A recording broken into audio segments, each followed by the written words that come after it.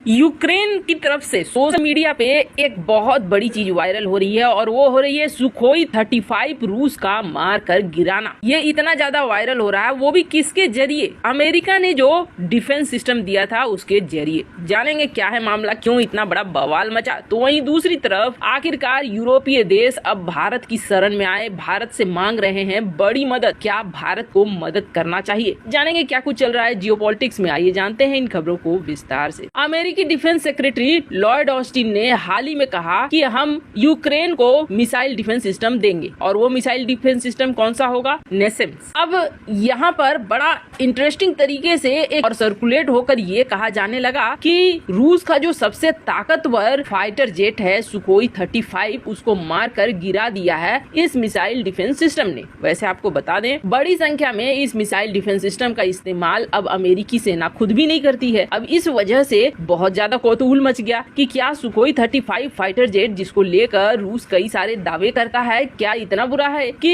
एक ऐसे missile defence system से मारा गया जिस मिसाइल डिफेंस सिस्टम को बहुत कम इस्तेमाल करता है अमेरिकी सेना भी। सोशल मीडिया पर फैलने लगा।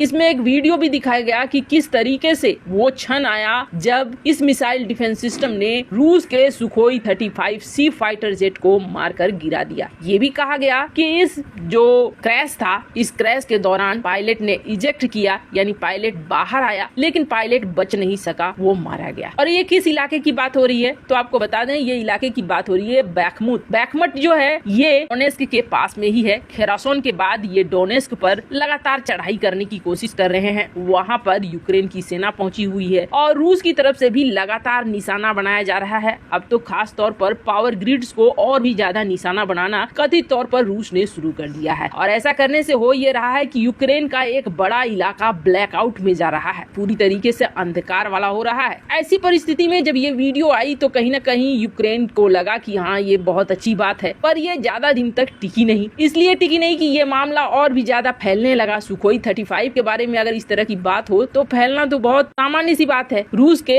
हथियार सारे इस लड़ाई में फेल होते हुए दिखे, लेकिन सुखोई 35 रूस का ऐसा फाइटर जेट है जिसे माना जाता है मल्टी रोल है। और सबसे बड़ी बात यह है कि ये सुपर तरीके से मूवमेंट करता है। इसे जल्दी से ट्रैक कर पाना आसान नहीं होता है। रूस के लीथल एयरक्राफ्ट में से ये माना जा रहा है, खास तौर पर यूक्रेन के इस युद्ध में। और इससे पार पाना यूक्रेन के बस में नहीं आ रहा है। इसलिए जैसे ही ये मामला सोशल मीडिया में आया वैसे ही अमेरिका की वाहवाही होने लगी और रूस की बुराई होने लगी। पर आखिरकार आना पड़ा यूक्रेन की एयरफोर्स को, क्योंकि यूक्रेन की एयरफोर्स से सीधे सीधे ये सवाल पूछा जाने लगा कि क्या ऐसा हुआ है। अब ये मामला तुल पकड़ता और यूक्रेन की सच्चाई निकलकर बाहर आने लगती, तब यूक्रेन की एयरफोर्स ने कहा कि नहीं ये गलत है, ये सही नहीं है, हमने इसे नहीं मारा है और हम पेट्रियट मिसाइल डिफेंस सिस्टम मांग रहे हैं अमेरिका से। वैसे आपको बता दें सुखोई 35 को काउंटर करने के लिए लगातार पेट्रियट मिसाइल डिफेंस सिस्टम को मांग रहा है यूक्रेन अमेरिका से, लेकिन अमेरिका ने अभी तक इसे पेट्रियट नहीं दिया है। वहीं सुखोई 35 जिसमें KH-31 एंटी रडार मिसाइल्स लगे हुए हैं जो यूक्रेन के एयर डिफेंस साइट्स पे लगातार हमले कथित तौर पर किए जा रहे हैं। खैर ये चीज तो साफ दिखी है कि इस युद्ध में प्रोपेगेंडा एक बहुत बड़ा हथियार बना है। असल सच्चाई सामने आने में बहुत सारी दिक्कतें हो रही है। इसमें यूक्रेन के द्वारा पहले ये दावा किया गया और बाद में यूक्रेन की एयरफोर्स के द्वारा इसे नकारा गया। जहां एक तरफ ये सब कुछ हो रहा है ना, तो वहीं दूसरी तरफ यूरोप में तांडव आखिरकार मच ही गया है। हमने आपको हाल ही में एक खबर दी थी जिस अमेरिका ने रूस के ऊपर प्रतिबंध लगाए और प्रतिबंध लगाने के बाद भारत के ऊपर दबाव बनाना शुरू कर दिया कि आप रूस से तेल मत खरीदो, गैस मत खरीदो। उसकी स्थिति हाल में ऐसी हो गई कि उसने भारत से मांगा वीजियो जो ऑयल है और भारत की तरफ से ये गया भी, कई सारे टैंकर्स में गया। भारत ने इससे काफी अच्छा पैसा भी बनाया और ये काम किस में आता है? तो ये काम आता है और दूसरे जो पेट्रोलियम प्रोडक्ट है वो निकालने के लिए, जैसे डीजल, गैसोलीन, इन सब के लिए इसका इस्तेमाल होता है। जहां अमेरिका इनडायरेक्ट तौर पर भारत से